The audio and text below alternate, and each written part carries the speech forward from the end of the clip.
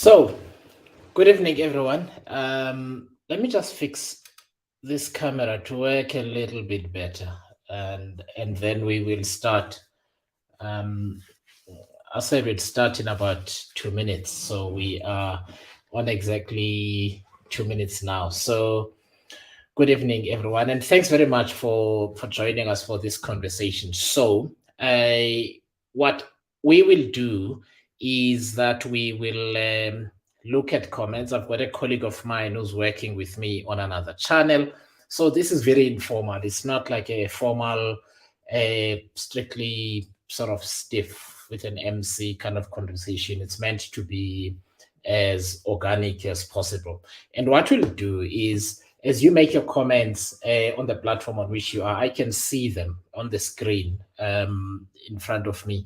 And if you'd like to come into studio, that is to join this conversation, we will send you a link, and you can come into studio and you can have a short conversation, and then you can move on, or you can stay on and we bring more people into the conversation. So good evening, everyone.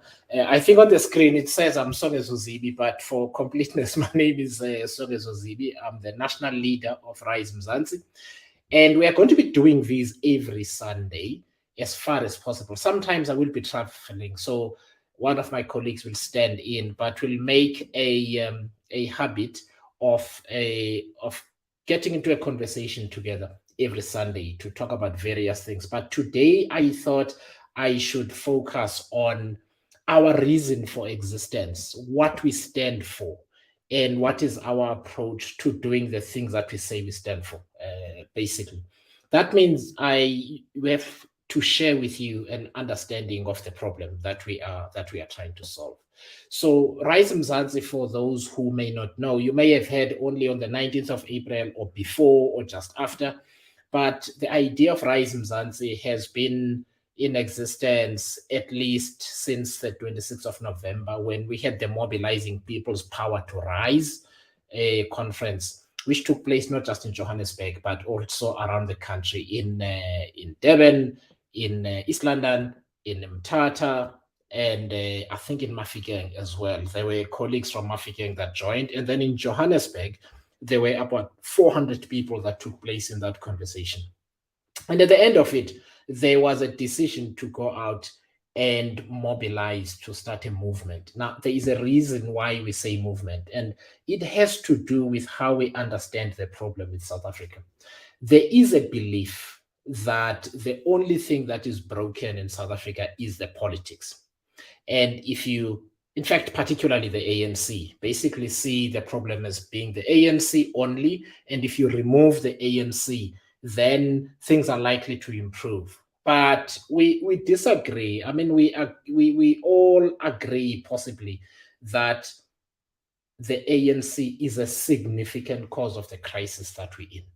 But when you are going to undertake an endeavor as ambitious as we do, we have to look at the broader picture. And we have looked at the broader picture. And so I am going to share with you what that broader picture looks like for us. So if we accept that the politics, or at least the ANC as a governing party for the last 29 years, going on 30 years, has lately been a significant part of the problem. And by lately, I don't mean in Cyril's time. I mean going back a long time, maybe 2005 or so, when things started going really, really south. There is more that is broken. So we said on the 19th of April that South Africa needs a reset.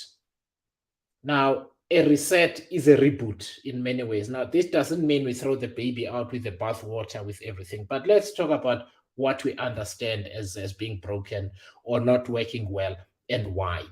The first is that people have lost faith in democracy and politics.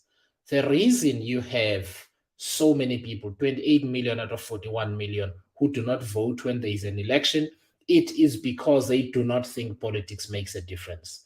Now, all of us have opinions because we are on social media, we listen to radio, we read newspapers. But one of the things I've had the privilege and opportunity to do for the last year is to talk to actual people and try and understand what the problem with democracy is, at least why they are so disgruntled.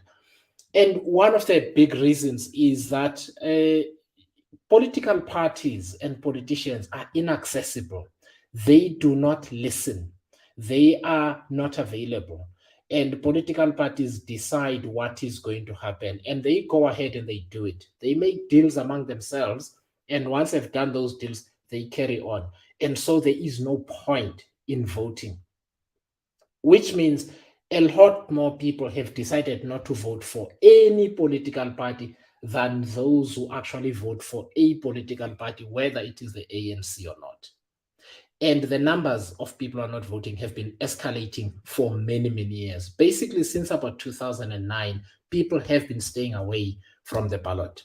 And so people are unhappy. And we must understand this problem as being an outcome of what was agreed in 1993 at CODESA 2. It was given expression in the interim constitution, which led to the 1994 elections and then was entrenched in the 1996 constitution. What does that say? That said that we are going to vote for political parties. The political parties will choose whoever they like to be on their party list, and those people become MPs or members of legislature, and then they're empowered to choose a president, and the president can choose ministers. Once you've given your vote to a political party, it is gone. There is nothing you can do about it. So there was a placing of trust in political parties. The reason that was done is because political parties were seen to represent different racial groups, and that the objective was to ensure that South Africans of all races are adequately represented in parliament. We even had a government of national unity at the time. And so we have to ask ourselves, what does it mean to have a truly representative democracy? If this has not been working and people are losing faith in it, what does it mean to have a representative democracy? Because it's not just because the members of the ANC are bad. The system clearly is not working. And so that is why one of our thematic priorities is political reforms. The formula that we have in place was designed to secure the peace because South Africa was very violent at the time. And that is no longer the reason that we must have a political system. The political system and electoral system that we have must entrench the democracy, make sure that the will of the people is represented in most government and political thinking and decision making, and that there are consequences for not actively representing the interests of the people. You can't know when MPs don't have constituencies that are defined in terms of the electoral commissions, districts, and so on. And whether you voted DA or ANC, you know who represents you in your area. And so we've got an ambitious political reform program that we can talk about today, but it's not just about the electoral system. It is not just about having constituency representations, but it is also what does it mean to have a capable state? What does it mean to have a government that is efficient and can deliver on the promises of freedom? So that is the one thing. The second thing that I'd like us to consider this evening is that there is a belief that we just need to solve the specific problems that we have, solve load shedding, solve infrastructure, and so on, and everything will be okay. I think it will take more than that. At Rise Mzansi, we believe that we must have a uniting vision. We must have values that bind us together so that we have a self-propelling moral idea of why we do the things that we do. We can't just go around getting engineers and technicians and so on to solve the various problems that we have. We must have a vision, we must have values. We have presented those, and we've presented a vision of a safe, united, prosperous South Africa within one generation, and we've chosen that to be 20 years. We've got to have an objective. We have spoken about the importance of propelling forward the idea of non-racialism, a new non-racialism, one that is not just a superfluous concept where we all go to support the Springboks or the Proteas at the stadium and then we come home, but one that is anchored in measurable outcomes in terms of economic and socio-economic justice. Because if we do not do those and set a target again and say within a generation, which in our view, as Rise in Mzansi is 20 years, we are still going to talk about things in generalities and never ever solve the problem. So there is the vision. And then there are the values. Now, in the documents that we released, and there are not many, there are just three. There's a constitution, there's our politics document, and thematic priorities. So let me just focus on the thematic priorities. We have made what we call an ideological declaration. This is very important. And this is the flow of things. There are some principles that inform this ideological declaration. The first is that for us, the Constitution, in particular, the preamble of the Constitution and Chapter 2, which is the Bill of Rights, are at the center of what we do. At Rise Mzansi, we believe what has happened is that we have failed to live up to what the Constitution is asking us to do, instead of saying the Constitution is a problem. And so that is the first thing. The second thing is that we then interpreted the values of the Constitution as we see them. And we believe we have a social democratic constitution. What are social democratic values? Social democratic values are freedom. And we can talk about what freedom means. A freedom, the second one is justice. The third one is equality. The fourth one is solidarity. Now, it's not just freedom from apartheid or freedom from political oppression. It must be freedom to be able to lead a fulfilling, safe, and prosperous life.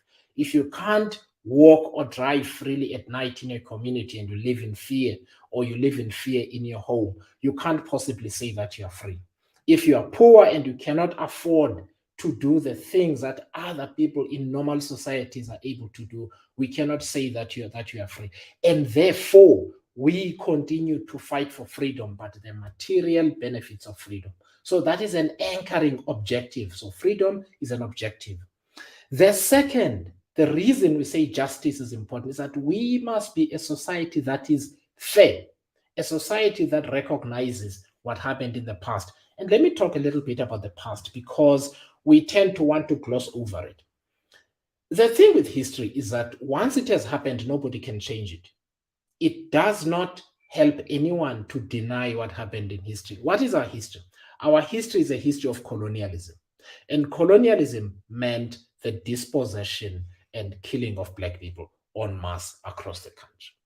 It also meant, towards the end of the 19th century, it meant the disintegration of communities, of Black communities, because the migrant labor system being forcibly removed, the South African War or the Anglo-Boer War of 1899 to 1902, and so on, right? And then we entered a period from 1910, when you had the Union of South Africa, all the way to 1948, which is where formal and statutory segregation and disempowerment of Black people happened. And we can carry on until 1994. All those of us who are alive today, that is the history that we live with. It does not help to deny it. We must talk about this history as often as possible, so that for all of our kids, it is normal to talk about it. It is the truth. The question is, what do we do about the outcomes of that history? And we believe that if we anchor justice in what we're doing, we can do the things that we need to do in a manner that is fair, in a manner that is transparent, in a manner that is inclusive, and so on. And that is why justice is so important to our objective. So that is the second one. The third is equality, of course, and mostly it is equality of opportunity.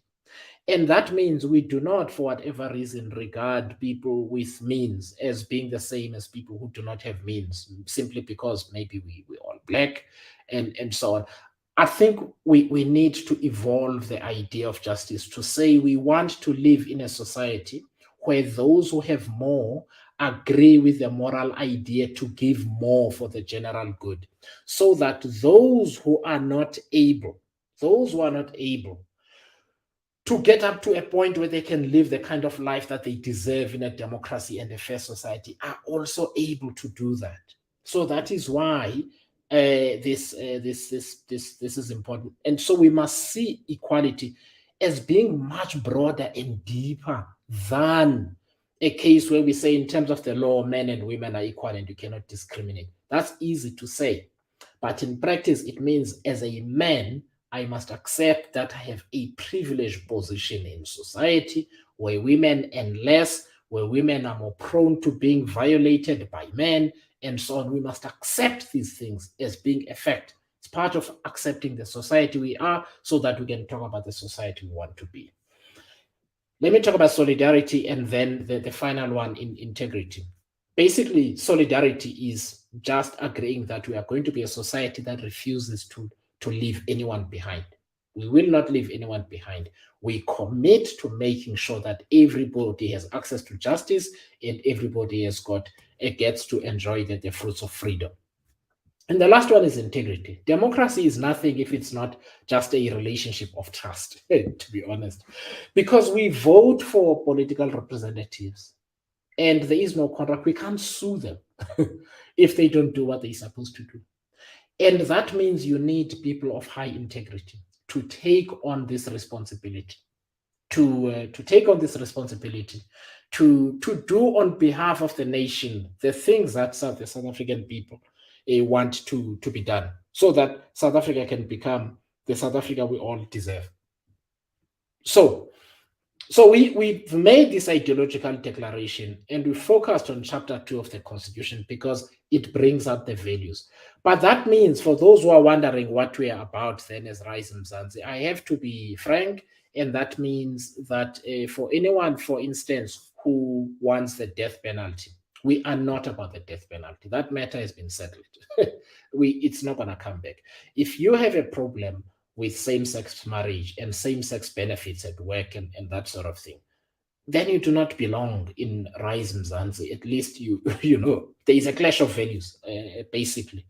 That means this may not be the place for you. So these ideological declarations, the values, are really, really important, so that we can work out the extent to which we are like-minded or not.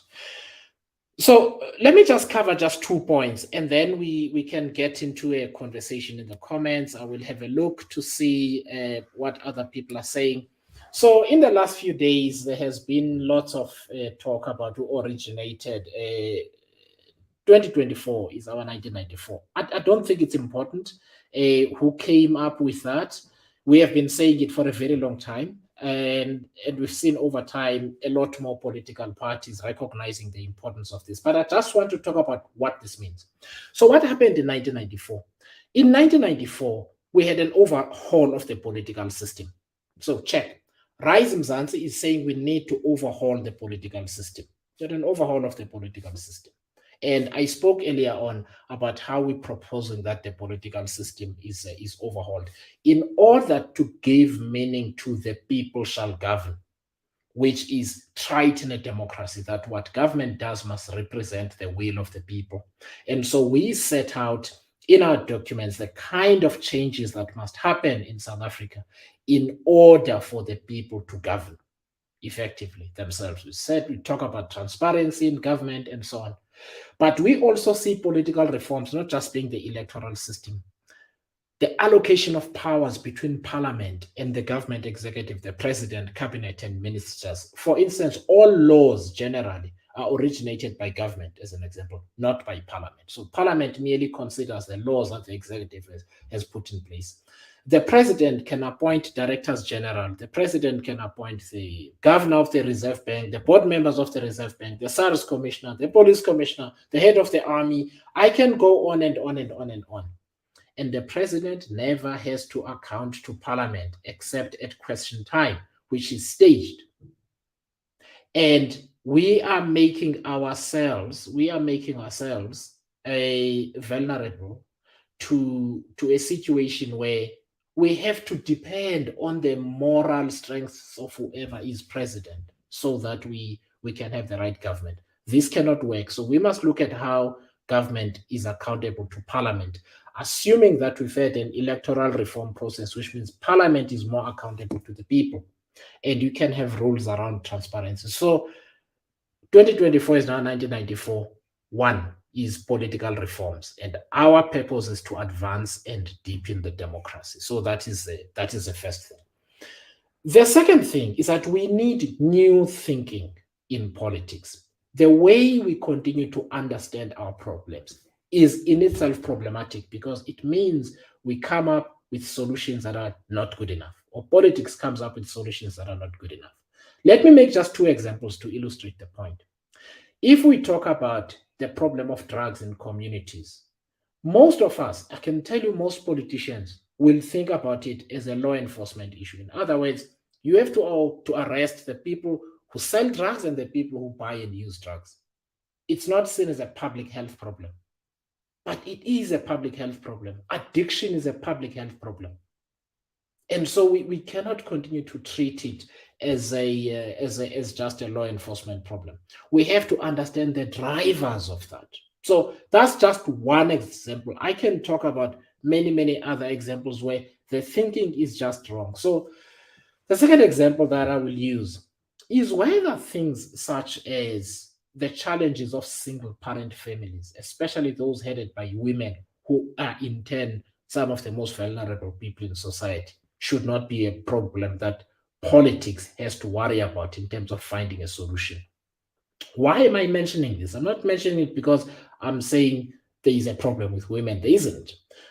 What I'm trying to say is that you have people in a society such as ours, women in particular, who have to look after children, who have to work.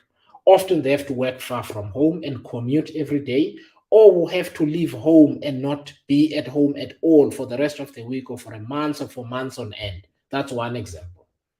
And we also expect that their children will be well fed, the children that they are not able to look after because they just can't be at home. So they have to make a choice between making a living and looking after their families, for instance. We also expect that the same children can be well stimulated, they can be well cared for, they get help with their homework, and so on. And so our current politics shouts only at Minister Njimotsecha, and we ignore the structural problems that you have. So that's the second example. And the last one, because I want us to get into a conversation.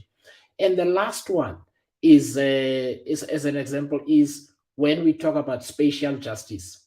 You can't have some parents and people taking 2.5 hours to get to work in the morning or 3 hours. No public transport because for many people, because what we call public transport is private transport that is used by the public, that is taxis. So where I come from in Mqanduli, there is no public transport. In Mtata, there is no public transport at all. In Elliotdale, in Mount Frey, in Lusikisiki, and so on, there is no public transport. It's privately owned transport that is unsafe, used by the public.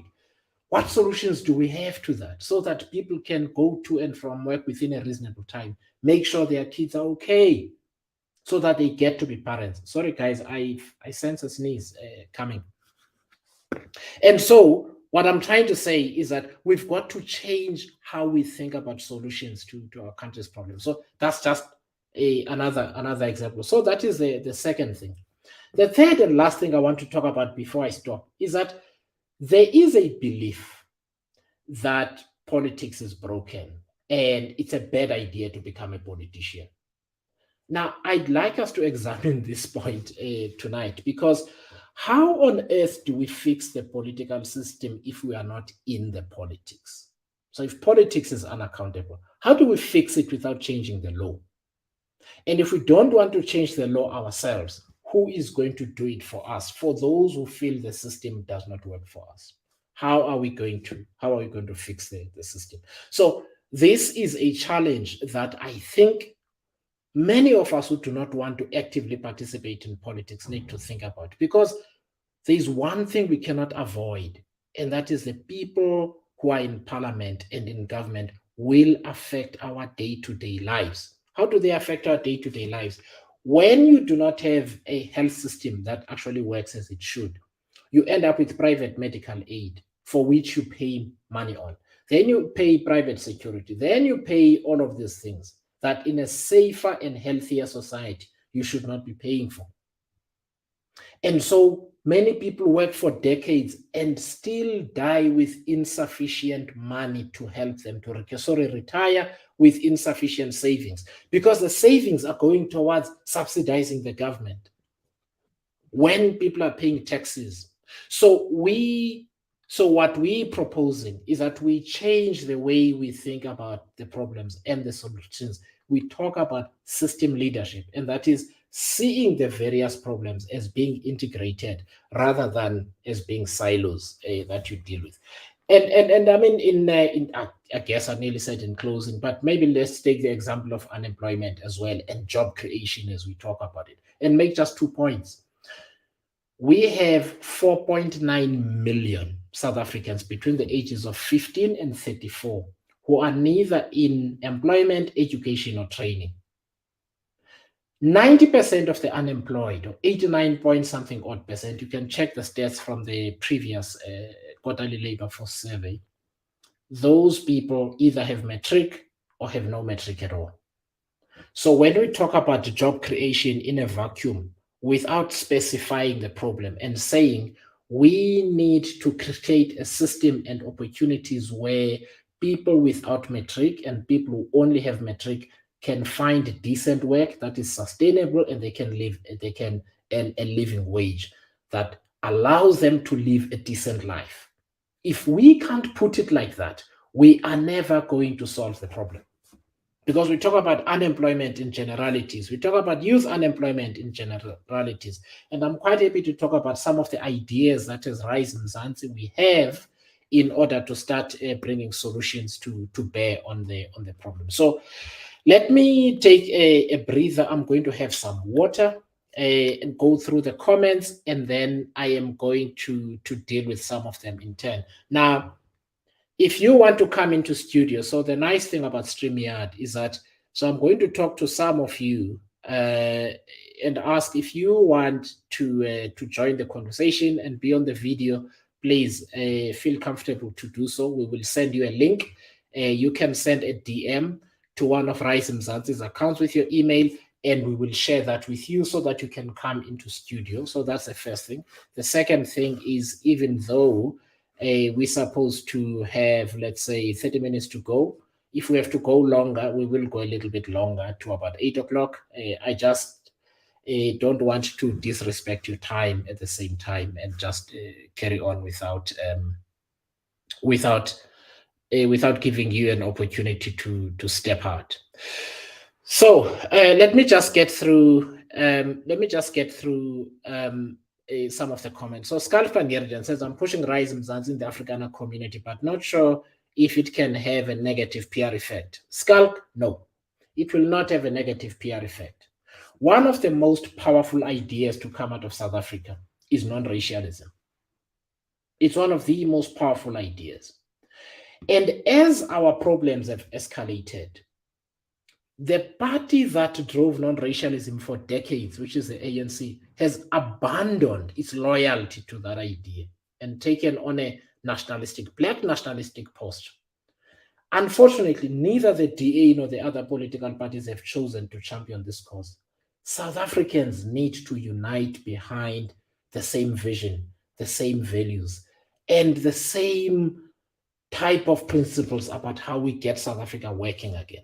So whether you are Afrikaans or you are, as I am, Ihlubi, who speaks isiXhosa, or you speak isiSotho, Setswana, and so on, you are welcome in Rise Mzansi, because we must unite South Africans.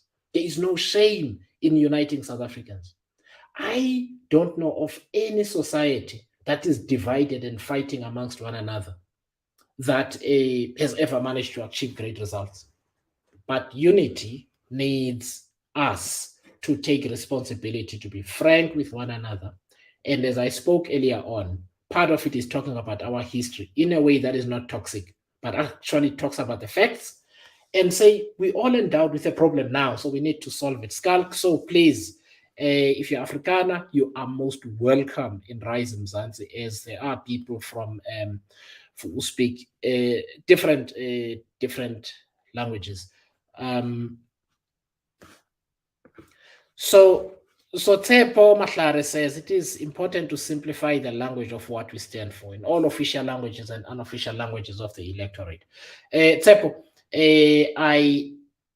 I agree with you. So one of the things that we've had to deal with as a political organization, is realizing how much everything costs money. So we continue to fundraise. And by the way, one of the things we do is to encourage ordinary South Africans to donate to Rise Mzansi, so that we can do our work.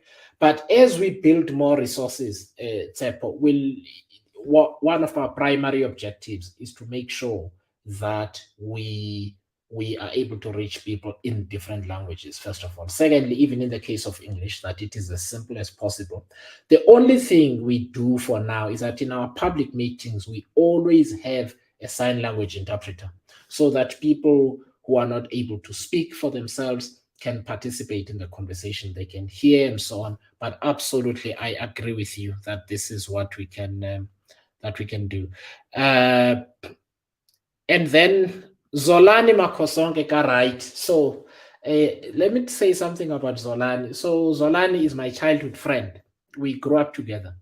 He's actually a brilliant man. He would usually be number one in our class at Pangindlela Junior Secondary School in Mkanduli, and so Ndiabulisa Nyauza Faku. So Zorani says we need honest and moral politicians, and if they turn out to be otherwise, we be able to give them the boot post haste. Absolutely.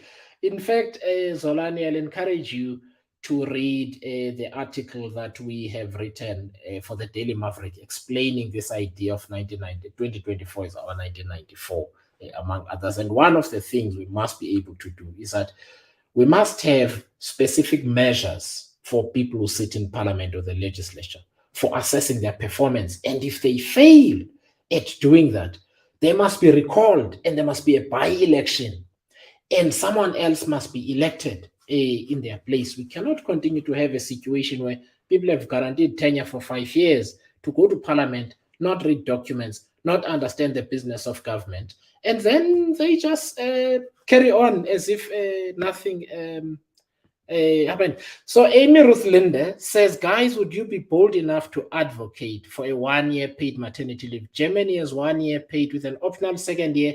Ruth, listen. So I've read most of your message actually earlier on. So let me tell you one of the things that we discussed at length in the period leading up to the 19th. When we didn't only talk about single mothers, we also spoke about this idea of equality, right? So there is maternity leave, there is care, home-based care, and so on. So let me just maybe say it a little bit more clearly.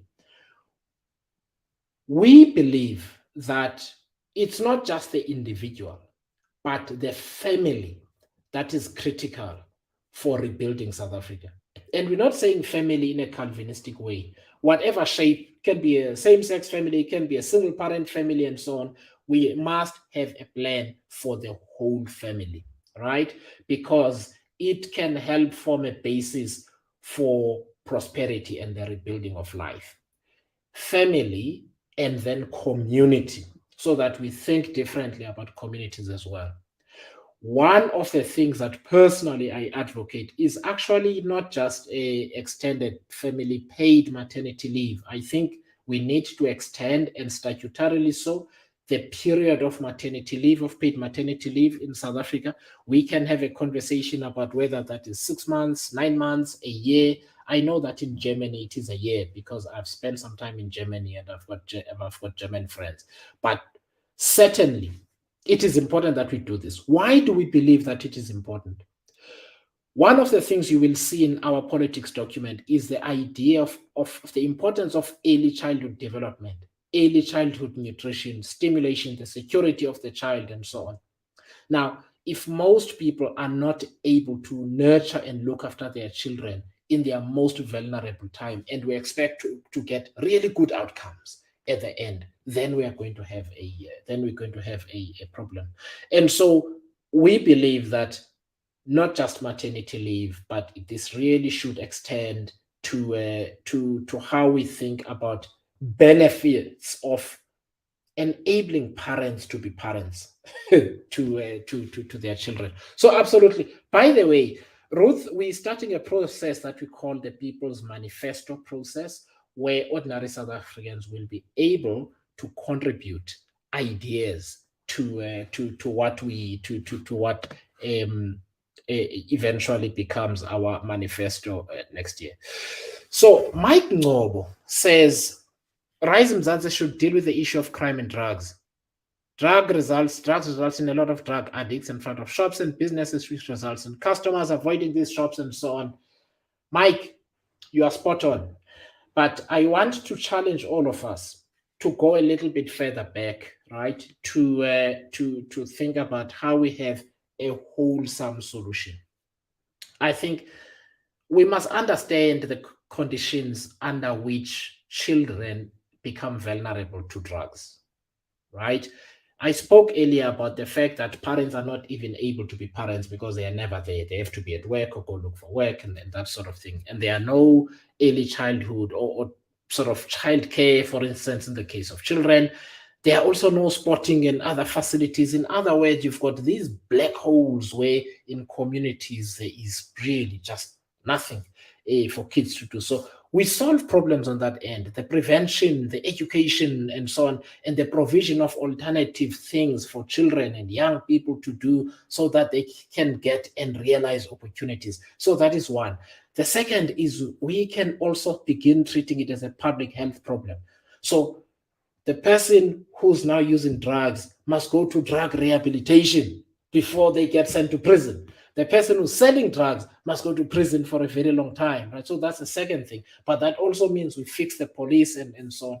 The third is that we also get to understand the really serious challenges that communities and families have, Mike. So one of the things that comes up all the time when Rise Mzansi does town halls across the country is the issue of mental health. Mike, people are going through a hard time. You would know this. Families are going through a hard time. There's unemployment, there's food hunger, there's lack of opportunity, and just loss of hope. And so many things drive young people to this situation. So what I'm trying to say to you is, along with the policing solution, we must also have simultaneously solutions that are insightful in terms of the issues that communities and families are dealing with out there, and we can begin to bring it to bear on the problem. Now, again, Mike, that means you need politicians who think differently, not somebody who's wearing a Stetson hat who's going to say, just stomach in, chest out, and shoot everybody on sight and ask questions later. That doesn't help. So then we go to, what is your president on this matter of water problem not being drinkable? Rethabile in this country, hence a problem that also occurred in Hammanskraal. Rethabile, first of all, it's absolutely tragic that in 2024, people are dying of cholera. When I was young, I think it was 1983, 1984, there was a cholera outbreak in South Africa. There was also a drought at the time. And over the years, we all thought cholera had been eradicated, but it has come back again. Firstly, we must talk about why we have a cholera problem. The first is, just Google, if you can, somebody called Mike Muller. He was part of the National Planning Commission for many years. I think since 2006, 2007, even before the National Planning Commission existed, he was talking about the water emergency that South Africa is facing. Nobody listened because the ANC was busy squabbling over spy tapes. They were squabbling over the scorpions. They were squabbling over all these kind of things. They were not paying attention, basically. This is also addressed in the NDP, but there's been no serious attention paid to this. Add to that the practice of hiring companies that don't know how to do the work to do it. Now, in my village in Mqanduli, in fact, not the village, the whole district, there's no water treatment plant. We always at risk of catching some disease and so on. And so I want to say we must blame the political establishment for this, because if we had proper oversight, we wouldn't need to have a cholera outbreak for the politicians to dramatically go there, take the media cameras around and try and blame somebody. We should have been able to have politicians who should have asked the right questions at the right time to make sure that this is not done. This is one of the reasons, Ritabil, that apart from the emergency responses now, we really, really need a new parliament with new parliamentarians and a new way of thinking and proactively addressing the problems. So, Kim Adrioli, what is Rice's position on foreign nationals living and working in South Africa? So let me address this because it can become a very emotive issue. So thank you, Kim, for asking that question. There's a couple of principles. Every country has an immigration system. That means, as a principle, the idea of non-South Africans coming to work in South Africa, there is nothing wrong with it if it's done legally and within the confines of what the law is. So, for instance, let me use the example of football. In the United Kingdom, they don't just take any other player that wants to go and play there. And in other European countries, you must be a certain standard of soccer player. I can't just go and apply for a job in the UK. I can apply for a job, but there is a work permit process that takes place where I have to meet certain criteria. The problem in South Africa, Kim, is that the immigration system is broken. It's broken. So let me show you how it works in the other direction.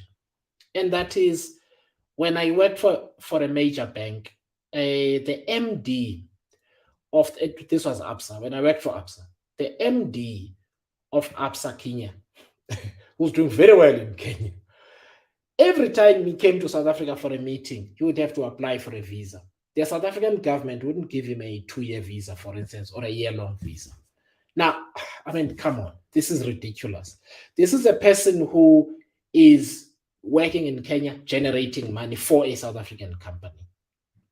And they're coming to South Africa for 1, 2, or 3 days at a time to go back to Kenya, but we make it difficult for them to come here, right? So it becomes difficult for that person.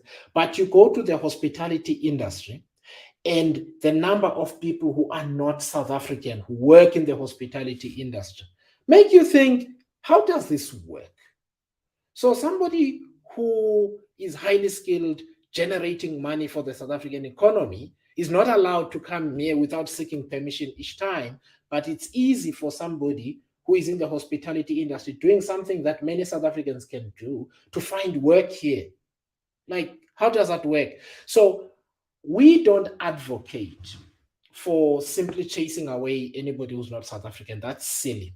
Okay, we must accept the principle of South Africans, non-South Africans who live and work here, sometimes eventually get South African citizenship because they love this country so much they want to contribute to its growth and development. But our immigration system is broken, and we must accept, again, fixing our immigration system needs different people at the till. Unfortunately, we cannot avoid politics at all. So Kim, thanks for asking that position.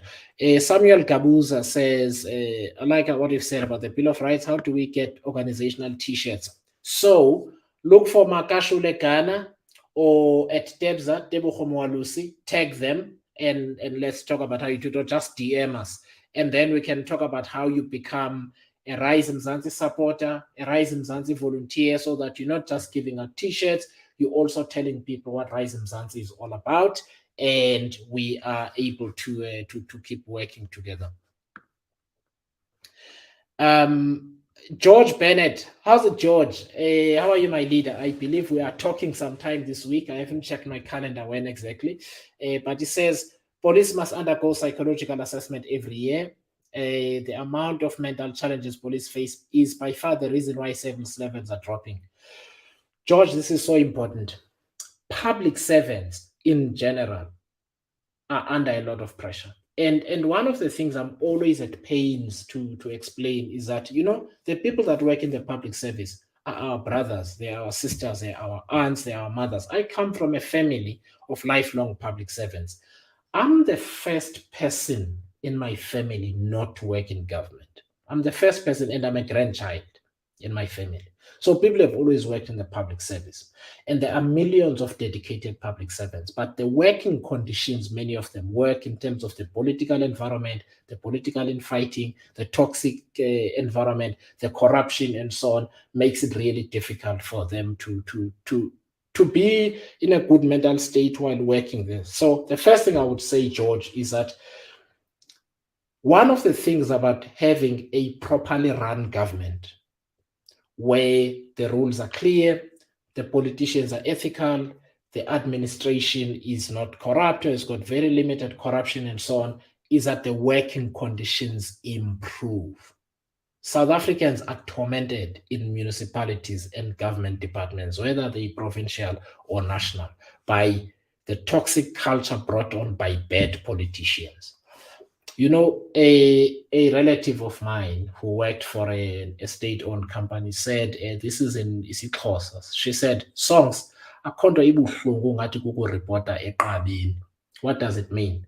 It means there is nothing as painful as reporting to someone who does not know the work because they've been deployed, they know someone, and we've corrupted the system. So, but the police deal with brutality and violence every day, and I understand. And so I don't just blame them. And George, actually, in the People's Manifesto process, please contribute. And if you know people who've been in the police, who work with the police, who are in the police, who can talk about this issue, please let's include it in the list of solutions that we're going for. Then, okay, there's further conversations about drugs. So let me just talk about. So let me talk about Munapule. Let me respond to Munapule, and then I'll also speak to Lamla. What is the organization's view about the system that produces overnight millionaires called tender system? So, you know, Munapule, there is nothing wrong with the idea of using private companies to do public sector work. As a principle, there is nothing wrong. Every country on earth works along these lines. The problem is the corruption.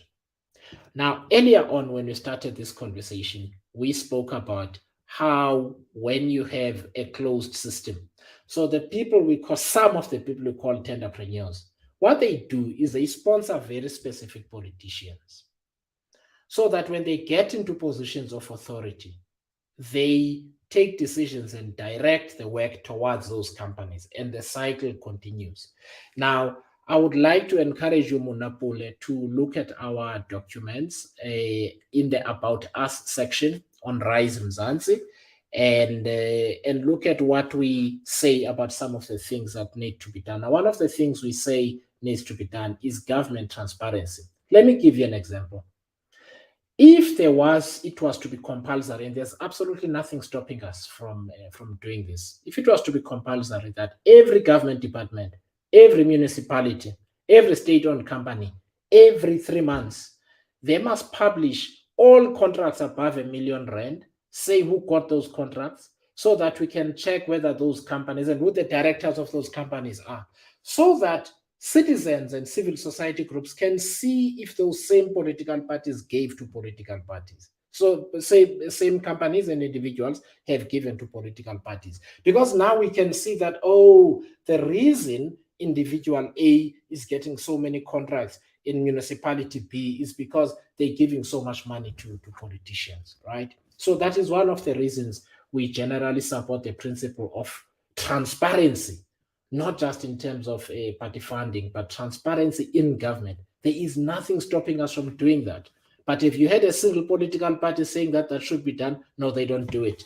Why? Because it creates this opaque system. So yes, we can do that. Then Lamla Shasha, I'm a Rise Mzansi volunteer based near Fendersburg at the N1. The town is failed by the leading government to render services. How do we intervene? Okay, Lamla, I'll say two things.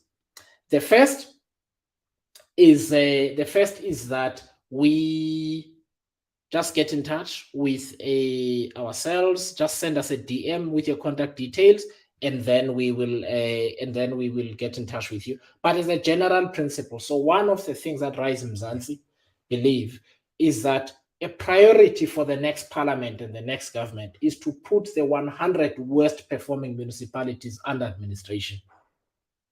Every business, every school, every clinic, every installation that affects the lives of South Africans, whether it's in terms of well-being or employment, is sitting in a municipality. And when those municipalities are collapsing, it is really difficult to get anything else done. So that is why I think in terms of a parliament and government approach, this is necessary. And then on the specifics of what we can do now, get in touch with us. I'll actually come there myself if we can find a date that works for all of us, because the idea is that we understand and synthesize a local problem and we see what local campaigns we can build around some of the most urgent issues, including mobilizing resources from fellow South Africans to bring to bear on the problem. Please hang in there. I have worked in the I have driven past that area and I can see that things are not good.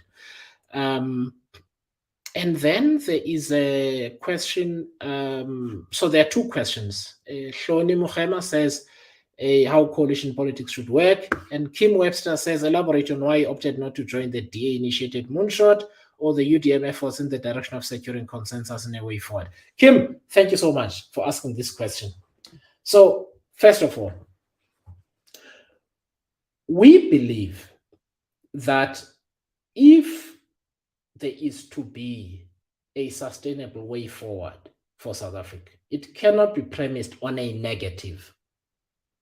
The negative is a new kind of swart khefar. Get the ANC and the EFF out, and then we will figure out what we do. No, we refuse to do this, okay? This cannot be the driver of what we do politically. The reason we set out a vision, the reason we've set out values, we've set out principles is because we believe these are important. Ideas matter. So that is the first thing. The second reason is that in all of this political chaos that we've had, there is a group of South Africans that have been handling the fallout, and they are called civil society. They are NGOs, they're community organizations. We can't map a way forward that is inclusive and unifying that excludes them when so many South Africans do not vote to begin with. So if we are to get into a conversation, it best be an inclusive conversation, actually, that involves all of these people. So that is the second thing. We don't want a negative. We want more inclusivity. The reason we insist on this is because this culture of political deal-making in closed rooms is precisely one of the problems we have, the mess we have in Johannesburg, we have the mess we have in Tshwane. The reality we are facing in 2024 is that the chaos we see in Johannesburg is the same chaos that you're going to see in the national government.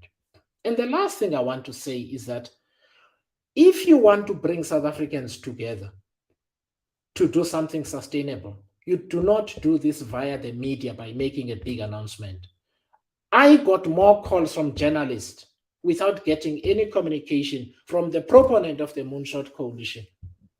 What kind of politics is that? We shouldn't behave in that way, I believe. I mean, I have a good personal relationship with John, but I think we must be disciplined to an approach that is inclusive. UDM, actually not. The general and I have had a conversation before. We've had numerous conversations in the past. He actually happens to agree with the approach of including civil society in what we do. And so, yes, we are talking with General Olomisa. We're having a conversation. And then I'm sorry if I'm missing some. So let me just so Ole, what is Mzansi's position on a universal basic income grant? I'm going to give a longish answer because it's a bit complicated, but I will not take too much time. And that is, so we have said in our documents that we believe the idea of government remittances. So basically, the government providing income support to South Africans is important. We must continue to do it. Okay, but we must do it in a manner that targets a problem. So let me ask this question, and this is something that we must debate. We know that many children are suffering from hunger, from stunting, from malnutrition, and so on. The question that we have to ask is, so what do we want to do?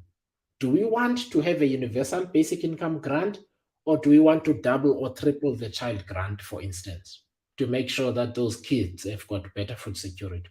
Together with that, do we want to talk about some notion of rural development, or we want to target food security in general and say, as an objective as a country, we are going to make sure that every family, every child has 3 square meals a day at home, not just in the school, as an example. And how do we provide that solution? So what I'm trying to say is there are proposals that are sort of ideologically attractive because they seem to provide a magic solution to a problem. But we must be comprehensive in our approach so that we can have sustainable solutions. Why? Because the South African government is currently overborrowed as it is. Debt service payments are now the second highest budget item in South Africa. The second highest. That's not sustainable. And so we must think about how we use all of this money on it. And then, hi, so that's Kim Webster. So I'll come to you, Kim, because I've answered one of your questions before, and I need to talk about. So Samuel Gabuza says we have to do more to drive down data costs, particularly for job seekers. Oh, Samuel, I love this. So one of the things, because people say this loosely, say these things very loosely, and they say, oh no, you guys are the same, and so on, and I will not make comparisons. So one of the things we absolutely believe in, and you can check our politics document, as well as some of our thematic priorities, reform priorities. So the idea of a public infrastructure that is accessible to the entire public to drive down not just the cost of living, but the cost of doing business is something that we believe in. It is actually not just data. It is electricity, for instance. So let's make an example, Samuel. Can you imagine what difference it would make if every home whose structure allows it has solar panels on the roof? And understanding that most homes are not that electricity intensive. Just the difference that would make on people's pockets, for instance. And to the extent that you have a router, you can also use it. But we must have a national fiber network that extends particularly to communities that are challenged, right? Because we rely on cell phone companies with high data costs and so on, because our view of what infrastructure should work like and infrastructure planning is just wrong. So let me give a simple example. What is stopping the government when they map out new communities and new townships, even if it's RTP areas, from putting in the fiber already, for instance, there, so that those communities can have access to it? Again, you need to change the thinking in parliament and the thinking in government. Because if we continue to have the same people, we're going to have the same problem. So Maureen Robinson is asking if we feel our ideas and plans are known. Maureen, no, we are new. One. Secondly, we are mobilizing resources to be able to communicate using mass media and community meetings and public events and so on, all of which cost money.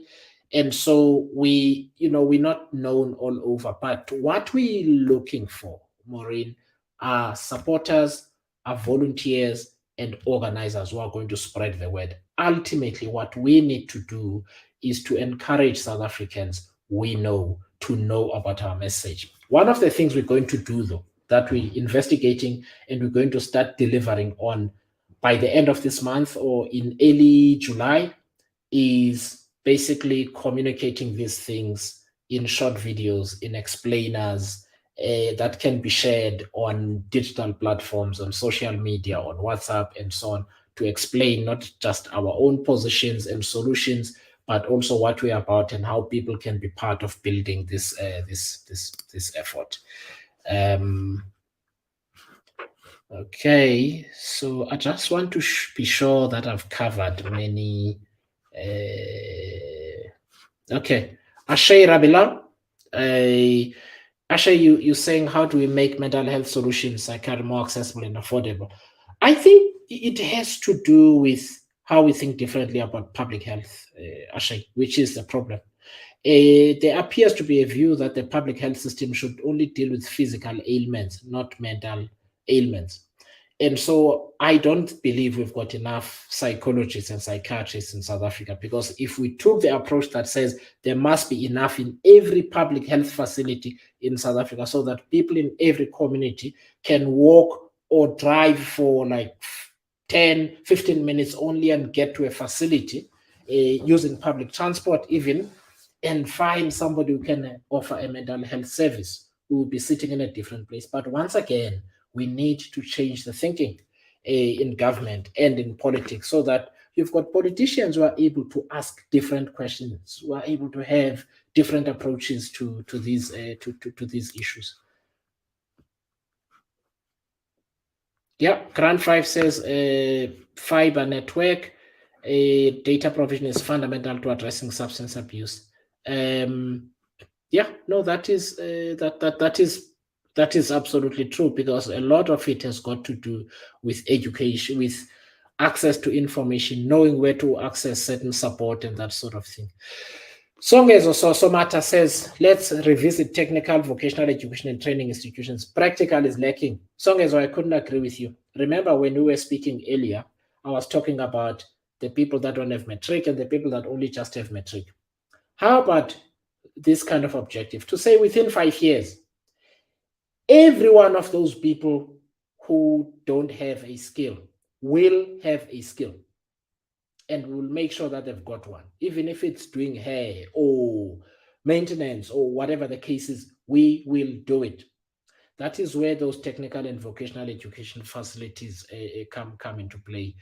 I think there was a desire post 1994 to do away with anything that smacked of the previous government, and in some instances we threw the baby out with the bathwater, and it wasn't it wasn't good. I just want to scroll up so that if I forget anyone um, whose questions I should have dealt with and I didn't.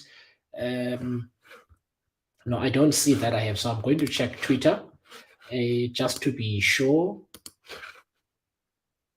And okay, and then I'm checking Facebook.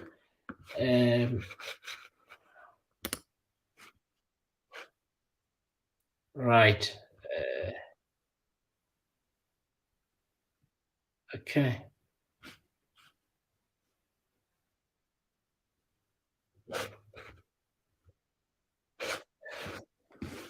All right. So no, I think I've dealt with with most of the questions that have come through. Let me see before. Uh, so Nicole Hoffman is asking whether I would consider a policy where policemen and teachers had minimal taxes and higher take-home pay. So Nicole, I'm so glad you've asked this question, because it touches on one of the things that we say about, one of the reasons we say 2024 is our 1994. So you just got to think about what problem we're solving, Nicole. And I believe there are certain things that we can do differently. So let me paint a picture, and you can tell me in the chat whether you agree or not. And that is, if it was possible for every public servant to get on a train, to get on a bus, a municipal bus, a provincial bus, to go to work and get a voucher, and you save the money that they spend on those. So that is the first thing. The second thing, if it was possible that every South African actually does not need to take medical aid. In other words, you only take medical aid for extreme cases like chronic illnesses and so on, and you save on what you spend on medical aid, let us say. So why am I making these two examples? There are reasons that have to do with our failure in terms of the public amenities and public infrastructure, which cause South Africans to dig into their own pockets, to pay extra for something that they're already paying a tax for. So what I'm saying is that we could do things like that, but I don't believe they necessarily solve the problem. But I'll tell you where there should be additional tax breaks for. Now, if you are a single parent and you have extra responsibilities, in other words, you have to hire a caregiver, especially if you're a mother. You have to hire a caregiver to look after your children. It's a problem because it leads to income erosion and so on, right? And so we've got to think about what the tax code provides meaningfully for such people, because there's lots of single mothers who battle financially because of the demands of work and so on. So we've got to think about how we tailor all our solutions around people rather than in terms of generalities. And that's one of the reasons, again, I said it's not just the individual, it is a family and then the community that we think about in terms of general policy. Makosini Kekana, thank you. We will enable the chat feature on YouTube for more interaction. Thank you very much. I was not aware that this is not the case.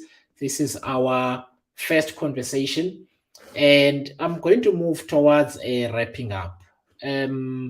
So, Kim, let me just deal with a few, some of the questions that you made. What does Rai think about an African currency similar to the euro? So I've spent a lot of time studying these currency unions and so on. And these things are very expensive, by the way. So let me just take you, Kim, back to the Greece issue. When you've got a common currency, you surrender your monetary policy sovereignty. What does that mean? You no longer have a central bank that can act independently. That is why you don't hear about the French central bank or the Italian central bank or the Belgian central bank. There is a European central bank, the ECB, and the ECB raises or cuts or maintains interest rates for all of Europe. So we must understand that that's what this means. That's the first thing. The second thing is that the economy that is bigger gets to subsidize everybody else. That is why the Germans were so aggressive over that Greek issue when they had that debt problem and that financial meltdown in Greece. So the question that I want to ask you is whether, with all the problems that we have and all the challenges we have, you believe that between South Africa, Egypt, and a couple of other countries, we should subsidize many other countries on the continent that are struggling. I'm not saying this in a bad way. I am just saying that there are notions that sound attractive, but in practice, they've got very significant meaning and implications, and we need to think carefully about them. My view is that priority number one is not a currency. Priority number one is to make sure that African infrastructure works. That you don't have to, as you do now, have to fly to Dubai, fly to Cairo, so that you can fly to a West African country. But that's what we do. It's ridiculous. I once had to send tires for a 4x4 to Zambia. It took longer than it takes to transport a whole car from Germany to South Africa. It's ridiculous. So there are certain basics that we have to take care of before we get to these big ideas that we all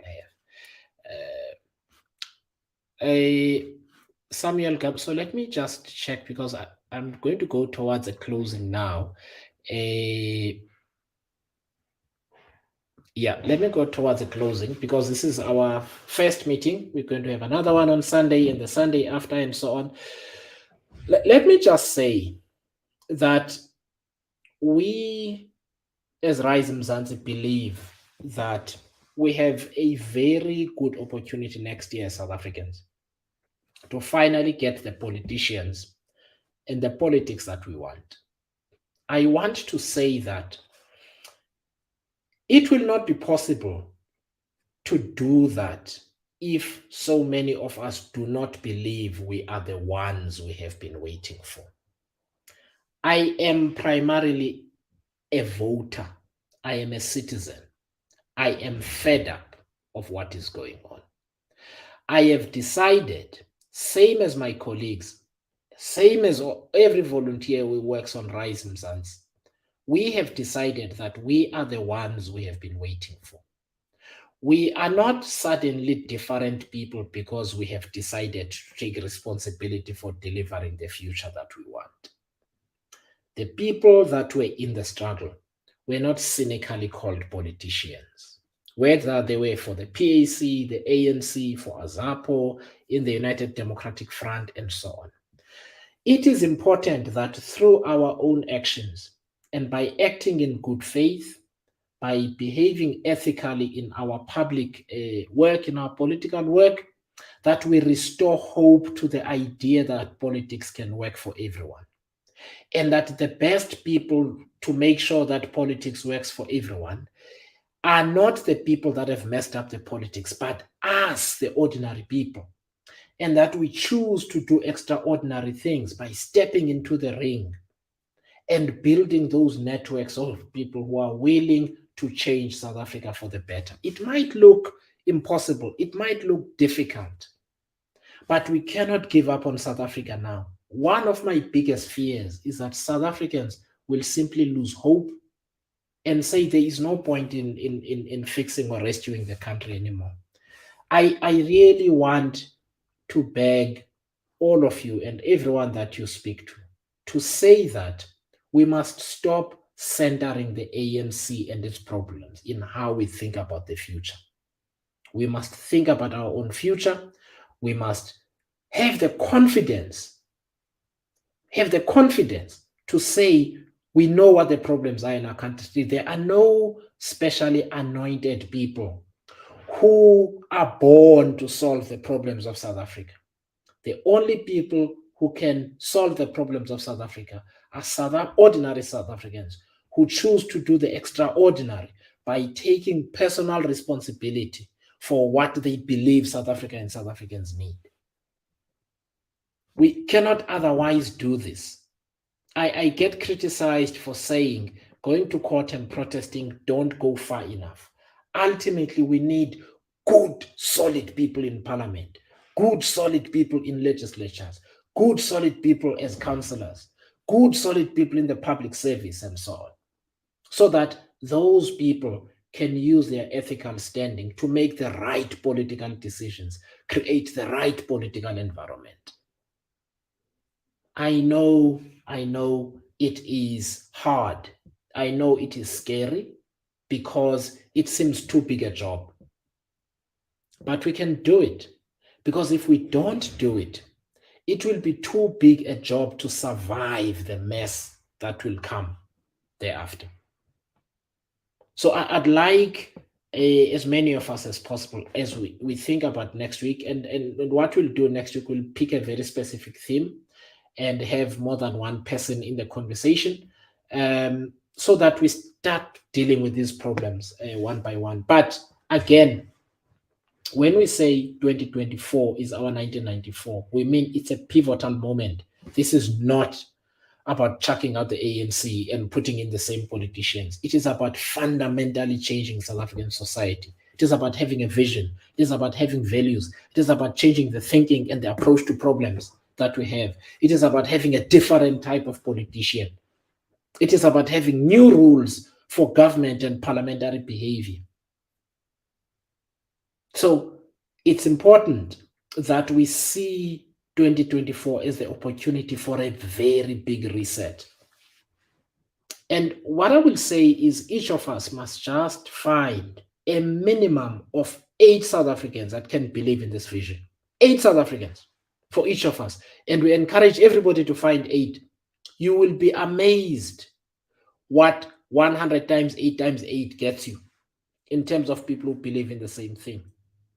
And so, my fellow South Africans, we the ones we have been waiting for, and we must have faith in ourselves, that we can solve the problems of South Africa. I want to wish all of you a safe and good evening, and that tomorrow we will release a Rise on Monday newsletter, or a note that goes to all of you, where we expand on the idea that 2024 is our 1994, because we've been saying this for many months. It's not just a slogan to get people to check out the ANC and vote for certain people. I'd like us to engage with this idea. And please think about the one thing for next week, and maybe that's our conversation. What is the one thing that you would change fundamentally in terms of how we in South Africa think about certain problems? Because we have to reset next year. We can't continue doing the same thing in the same way and think that if we just put different people in positions, it will produce a different outcome. We don't believe that in Rise Mzansi. But the situation is urgent. Let us commit to building the country that we deserve. That's all I want to say. So thank you very much for participating tonight. And we will be back next week, 5:30. And please send an email to rise@risemzansi.org. Suggest things that we can talk about, or things that we have to deal with proactively in these conversations, and we will have high quality political discussion, I believe. Thank you very much, everybody, and have a good evening.